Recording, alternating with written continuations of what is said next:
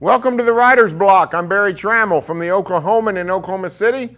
I'm joined by my pal down in Austin at the American-Statesman, Cedric Golden. And Cedric, football season is upon us, but the Dallas Cowboys have problems beyond the field, mostly with contracts. They got three guys that want big contracts. One of them's not in camp, Ezekiel Elliott. One of them is a quarterback named Dak Prescott, who apparently has turned down a $30 million a year offer. Cedric, can this be true? Did Dak Prescott really turn down $30 million? Man, I thought I was living in Groundhog's Day. I can't believe when I read that Dak Prescott said no to $30 million. He's making $2 million this year. How many of us would love a times 15 on our paychecks, 15 times what we make now? I'll take that all day long and twice on Sunday. Here's the thing, Barry. He ain't worth $30 million a year. He's a good quarterback. They won a couple of division titles under his watch. He's taking his shot. He wants 40. He wants 40 million. And so I think he's trying to level it off and maybe get 35 million. That will put him in that Aaron Rodgers, Russell Wilson, Drew Brees category. But guess what about Aaron Rodgers, Russell Wilson, and Drew Brees? Those guys have won Super Bowls. Those guys are stars in this league. So for Dak to ask that was shocking.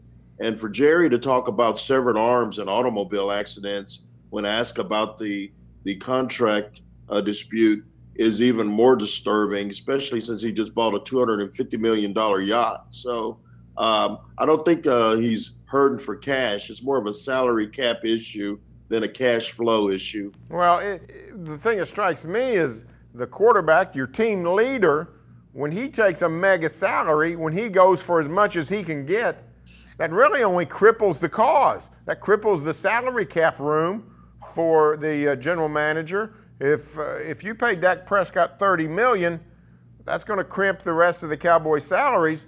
You pay him $35 million, and it's even more so. This doesn't strike me as a great leadership move by Dak Prescott.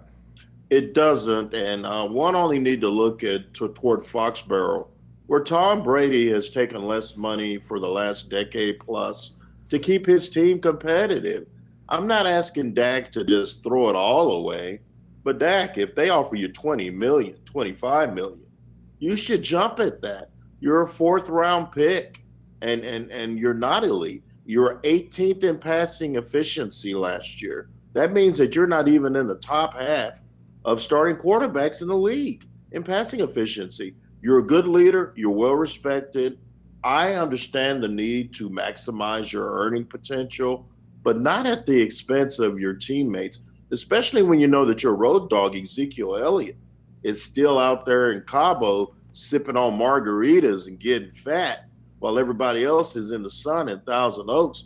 And your number one receiver, Amari Cooper, is underpaid. Not as much as Ezekiel, but also underpaid. So if you want to be the franchise guy, if you want to win in Dallas, take a sensible offer because you haven't won anything yet. If you win a Super Bowl, then you can come back and ask for $35 million. But until then, know your role, get what you can get, but don't cripple the franchise in the process.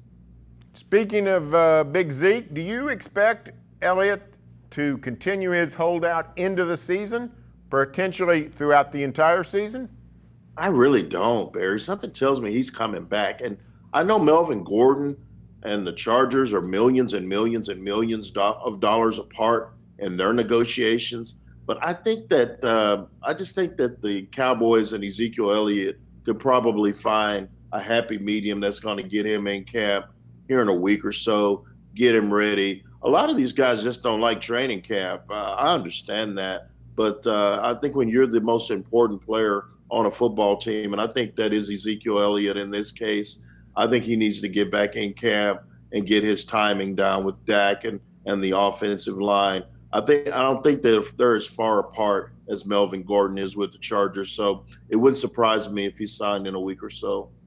Well, Jerry Jones certainly has some work cut out to produce for this 2019 Dallas Cowboys squad.